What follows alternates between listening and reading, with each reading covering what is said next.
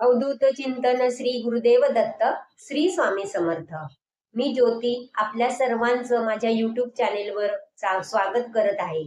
तर आज आपण आजच्या व्हिडिओमध्ये बघणार आहोत की जपमाळ कशी जपावी आणि त्याचे काय महत्व आहे आणि 11 माळी जपमाळ का जपली पाहिजे हे सुद्धा आज आपण आजच्या व्हिडिओमध्ये पाहणार आहोत.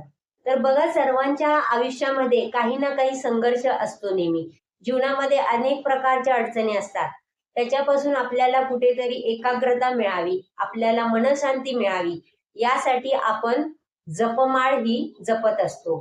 तर ही जपमाळ जपताना आपण त्या जपमाळेवर इष्टदेवतेचा किंवा आपल्या कुलस्वामिनीचा, कुलदेवताचा आपण त्याच्यावर जप करत असतो किंवा आपल्या गुरूंचा म्हणजेच आपले श्री स्वामी समर्थ असा सुद्धा आपण या माळेवर जप करत असतो. तर जपमाळ करताना आपण कोणत्या प्रकारची जपमाळ वापरतो?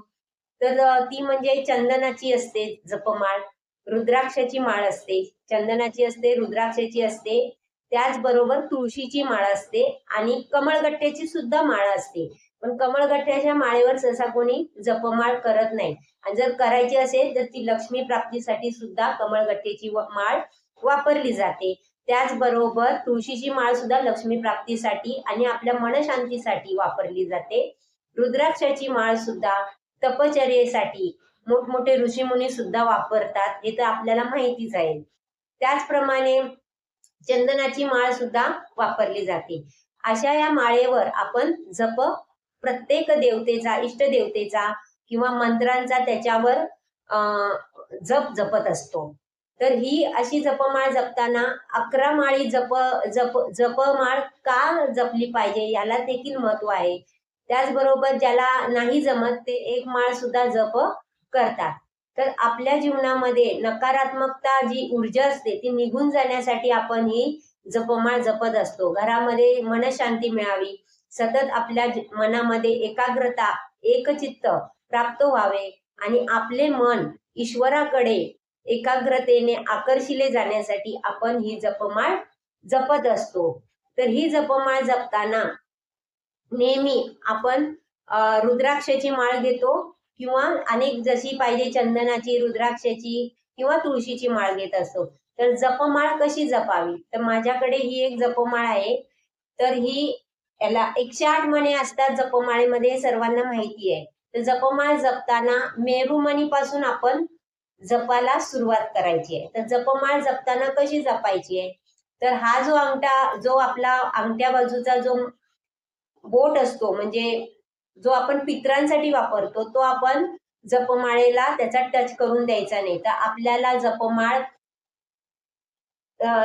जपमाळ ही आपल्याला अनामिकेमध्ये पकडायची आहे. अनामिका आणि मधलं बोट याचाच आपल्याला उपयोग करायचा आहे. आणि अंगठा, या 3 बोटांचा, करंगळी आणि हा जो अंगठ्या बाजूचा जो बोट आहे बाजूचा, तो आपल्याला त्याला लावायचा नाही जपमाळ करताना. आणि ही जपमाळ आपल्याला अनामिकेच्या बोटावर अशी फिरवत फिरवत जप करायचा आहे. म्हणजेच मेरुमणी पासून आपल्याला मेरुमणी असा ठेवायचा आहे वरती, जिथे हा गोंडा आहे तिथे, आणि मग आपल्याला असं जपमाळ अंगठ्याने किंवा आपल्याला ह्या मधल्या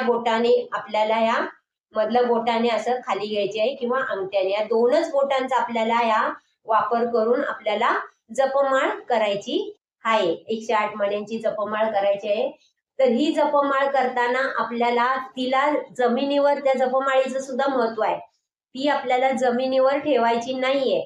जमिनीला त्याचा स्पर्श होऊन द्यायचा नाहीये. जेव्हा आपण जपमंत्र करतो जपमाळेवर, तेव्हा तिला असा स्पर्श जमिनीला होऊन द्यायचा नाही. असंच करायचं, जमिनीला टेकवायची सुद्धा नाहीये. तिचा वापर व्यवस्थित करायचा आहे. आणि जप झाल्यानंतर ती व्यवस्थित अशा एखाद्या डबीमध्ये किंवा देवघराच्या तुमचे जे काही ड्रॉवर वगैरे असतील तिथे व्यवस्थित ठेवायची आहे. जप झाल्यावर ती आपल्याला व्यवस्थित वापरून झाल्यावर जिथे व्यवस्थित राहील अशी त्याची काळजी घ्यायची आहे. त्याचबरोबर जपमाळ जपताना मेरुमणी ओलांडू नये. जो हा मेरुमणी आहे जपमाळेमध्ये वरती, तो कधीही ओलांडू नये. आणि त्याचबरोबर ती व्यवस्थित ठिकाणी ठेवायची आहे. अशा प्रकारे ही जपमाळ कशी करतात हे प्रत्येकाला माहीतच आहे, ती काय सांगाय तरी पण मी थोडंफार तुम्हाला दाखवली कशी जपमाळ करायची ते. तर एक माळी कोणी जपमाळ करतं, कोणी 11 माळी करतात. तर 11 माळीच जपमाळ का करतात, त्याला काय महत्व आहे ते सुद्धा आपण आज बघणार आहोत. तर 11 माळी जप कशासाठी असतात, तर पहिली माळ ही 11 माळीतली जी पहिली माळ आहे ती आपण आपल्या गुरूंसाठी करत असतो. दुसरी माळ ही आपल्या आईसाठी, तिसरी माळ ही पित्यांसाठी आणि चौथी ही आपल्या पित्रांसाठी, जे आपले पित्र असतात, आपले पूर्वज असतात त्यांच्यासाठी करत असतो. आणि पाचवी माळ, 5वी ते 9 पर्यंत, 10 पर्यंत ज्या माळा आहेत त्या षडरिपूंसाठी. म्हणजे षडरिपू म्हणजेच काय, 5वी काम, क्रोध, लोभ, मोह, मद आणि मत्सर, अशा ह्या 5 माळा झाल्या. या 5 षडरिपूंसाठी झाल्या, काम, क्रोध, लोभ, मोह, मद आणि मत्सर, या 5 माळा. आणि जी 11वी माळ आहे ती आपण आपल्या स्वतःसाठी जपत असतो, कारण आपली पायरी ही 11वी आहे आणि गुरुपासून अनुक्रमे प्रत्येक माळ ही त्यांच्या चरणी आपण अर्पण करत असतो. त्यामुळे ही माळ आपण गुरूंच्या चरणासाठी वापरत असतो. जी 11वी माळ आहे ती स्वतःसाठी आपण घेतो आणि ती आपण आपल्या गुरूंसाठी जपत असतो. कारण कारण काय, तर षडरिपू आपल्या आध्यात्मिक मार्गांमध्ये बाधा आणण्याचे काम करत असतात आणि आपण सेवेमध्ये नेहमी जवळचा मार्ग काढत असतो. म्हणून आपले कधीही काम पूर्ण होत नाही. म्हणजेच पहिल्या पायरीवरून आपण एकदम जर 11वी पायरी गाठली आणि तो जर 11वी पायरी गाठायचा जर आपण प्रयत्न केला तर आपण तोंडावर पडू शकतो. आणि म्हणून आपण हा 11 माळीचा जप केला पाहिजे आणि म्हणूनच आपल्याला 11 माळीचा जप करायला हवा, असं श्री गुरुमाऊलींनी सुद्धा आपल्याला उपदेश करताना सांगितले. जर कोणी स्वामी केंद्र दिंडोरीपर्यंत स्वामी केंद्र प्रत्येकाच्या घराच्या आजूबाजूला किंवा आसपास कुठे असतील तर जिथे आपण स्वामी केंद्रात जातो त्या 11 माळीचा गुरुमाऊलींनी आपल्याला सांगितलं.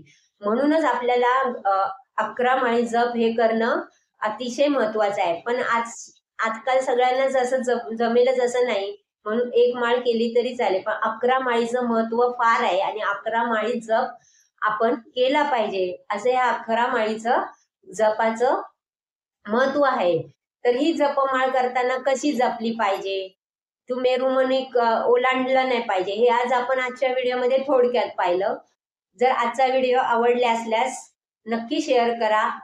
जर आवडले असल्यास सबस्क्राईब करायला विसरू नका. श्री स्वामी समर्थ.